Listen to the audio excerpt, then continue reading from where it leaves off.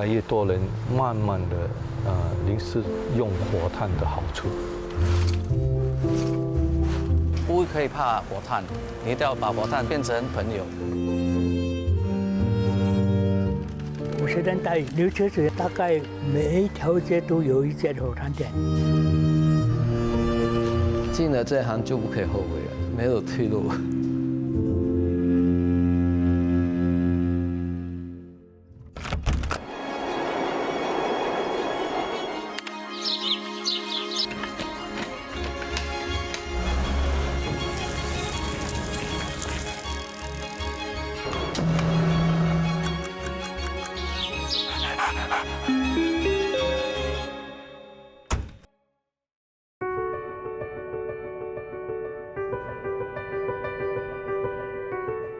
自古以来，家中之事以柴为主。所谓无柴无火，无火无炊，可见柴位于柴米油盐酱醋茶之首的原因。石龙岗路这间旧店屋，相信是我国硕果仅存的老式木炭零售店。它见证了1个世纪以来本地木炭业的起落浮沉，也目睹了经营者一路走来的心路历程。我叫陈清平，今年63岁，从事木炭业。我这个行业是从我祖父开始。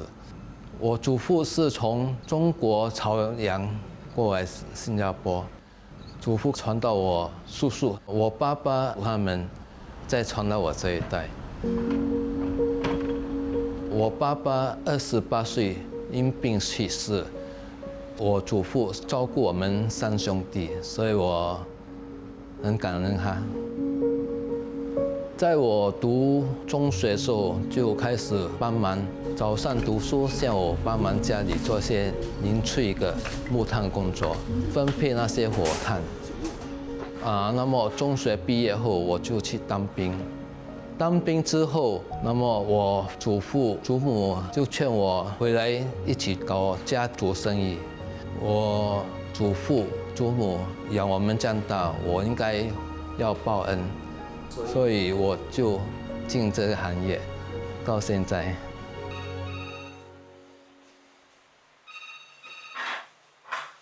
做了40多年，我休息的时间就初1、初230晚半天。所以我每天都做，进了这行就不可以后悔了，没有退路。好，没问题，可以。投身在木炭业大半辈子，陈清平最终还是决定要结束生意。没有办法，虽然是可惜，可是没有办法，因为时事没有办法离开这间店。木炭店虽然即将走向终点，不过木炭本身的价值始终没变。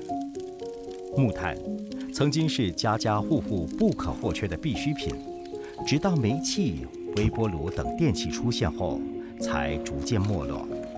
然而，在一些餐饮业者心中，木炭依然占有一席之地。我叫蔡建顺，今年45岁，我是经营一家新加坡唯一的一个炭烤屋。我们用火炭来熬汤，还有用火炭来做烧烤食物。我小的时候，我的阿嬷每次熬汤的话，都是以前用木炭熬汤的，所以那种味道已经是找不到了。所以我也想说，找回这种记忆，就是把古早味的方式，重新用木炭，把那个汤煮起来，然后希望大家都会喜欢，有这种回忆，讲到回去木炭煮汤，还有烧烤。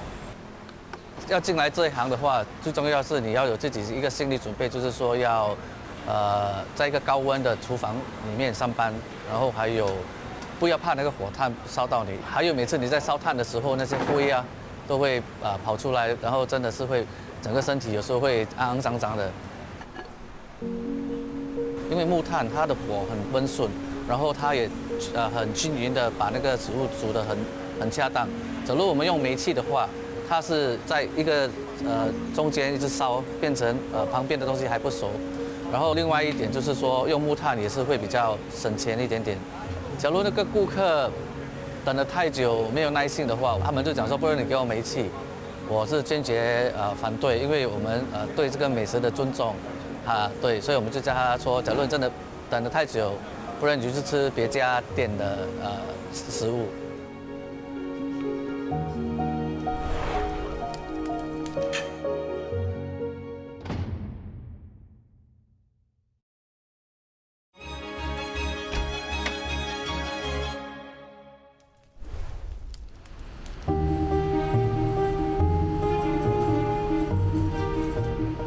送货是陈清平40多年来每天例行的工作。以前骑脚踏车送木炭，如今自己开车。80年代初，我是负责送附近一些小贩中心、咖啡店，还有餐馆，偶尔有一些住家。当时我们送货有太大包就要用扛，有时要扛去3楼。因为有些人要30公斤啊，我们没有办法扶上去，要用抬在背后，阶梯慢慢上去。还好啊，年轻没事。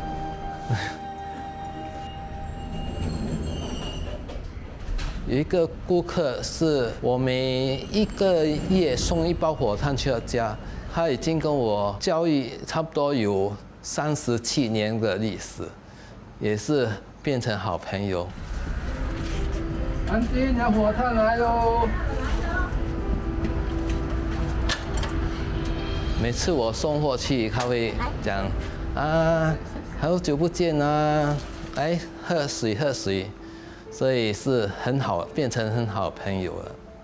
来喽，那放那边。OK。你知道的，很重啊。不会啊，不会啊。慢慢啊。我叫唐宝玉，今年82岁，我是一个家庭主妇。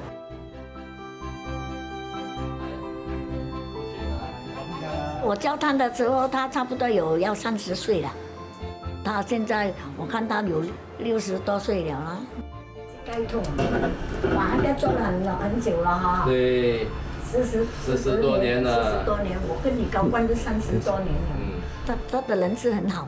每年都送，送什么？送月历的，因为容易嘛，要交炭的时候有那边有电话嘛，我不必去找电话嘛。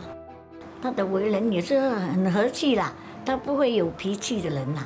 有时候我看他喊来啊，安哥那边很窄，麻烦到你，他说不要紧不要紧这样，因为我们地方小嘛，他拿进去里面也是很辛苦嘛。哇，这太用了。我最近嘛。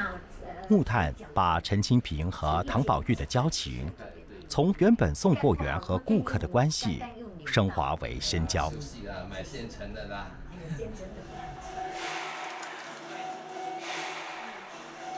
这一天，为了包粽子，唐宝玉向陈清平订购了木炭。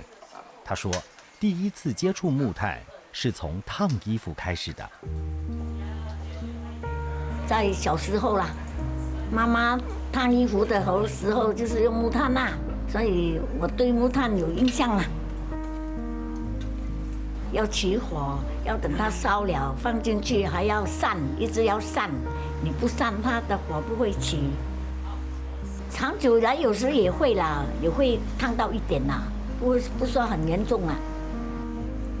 烧完了，那个灰我拿来洗碗咯、洗杯子啦、刷杯子，刷了它会亮，可以用来洗杯啦、刷碗啦，它的油腻会去油腻。端午节包粽子咯，就有用到它咯。平常时有时煮汤也是有用到它啦，糖水也是有啦，炖东西也是有那个火炭。粽子包了差不多几十年了有咯，我孩子都50多岁了，有了50年了差不多。汤的好处它是可以慢慢煮啦，那你煮汤它的水分不会这样快干，你用煤它很会干。你煮炭来讲，它慢慢煮，慢慢熬。月复一月，陈清平送炭给唐宝玉，已37个年头。唐宝玉看着陈清平从年轻一直忙碌到现在，内心有些不忍。他现在年纪这样大了，整天扛这个也是很辛苦的嘞，所以他退休也是好了。不过没有办法啦，他要是我们没有的叫，不是看哪里有叫的来就包了，叫不来就不要包咯。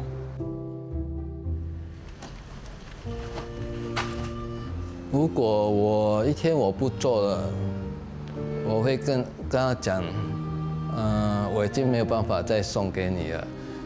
希望你们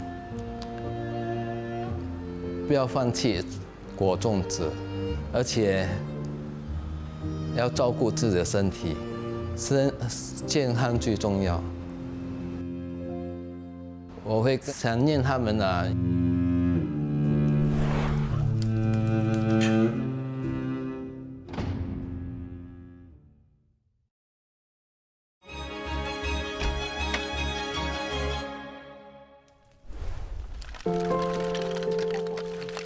木炭的制作过程大约需要1个月。做法是把树桐放入炭窑里，通过烟熏的热气将树桐的水分烘干。木炭业曾经吸引不少人入行。85岁的吴子楚，年轻时就接管家族的木炭批发和零售业。退休后的吴子楚说，上世纪50年代之前，木炭原本在美之路码头卸货，辗转几十年，卸货码头几度搬迁。我小的时候，美之路那个罗州河那边，后来搬到那个丹东屋去了，后来再搬去那个罗龙哈路，从丹东屋搬去那个罗龙哈路了，大概有20多个单位。上世纪50年代，100多家炭商成立了火炭商局。火炭商局的前身是1927年成立的柴炭商行公局。1941年，柴炭商行公局改为新州炭商公局，当时是木炭业的鼎盛时期。50年代以前的那个火炭店的大概有100多间，那个是新加坡还没有高楼大厦了，都是那个旧的屋子这样。在牛车子一带，那个德拉一带，还有那个美吉路一带啊，石龙沟一带都有。牛车子那边哦，大概每一条街都有一间火炭店。上世纪60、70年代，木炭业开始走下坡，因为有电源供应的祖屋逐渐林立，人们搬离旧房子。搬运工人也是少的啦，没有办法。1992年，原本在罗弄哈鲁市起卸货物的码头迁移到巴西搬让，新州炭商公局也在2014年解散了。仅存的几家木炭商搬迁到德福巷的仓库。尽管木炭业逐渐没落，德福巷的这位木炭商家坚持要延续传承了3代的家业。我是刘立发，进入这个火炭业有大概30多年了。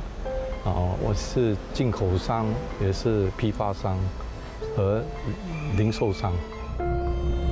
第2次世界大战后，我公公就从汕头过来新加坡找工作，他就进入这个火炭业。我爸爸当年好像是13岁，我爸爸就开始做工。当我完成我的那个商业学习毕业后，就加入我父亲的这个行业。刘立发接管了家族木炭生意后，一直不断地求新求变。做一个商人，每天都是要找机会、找出路。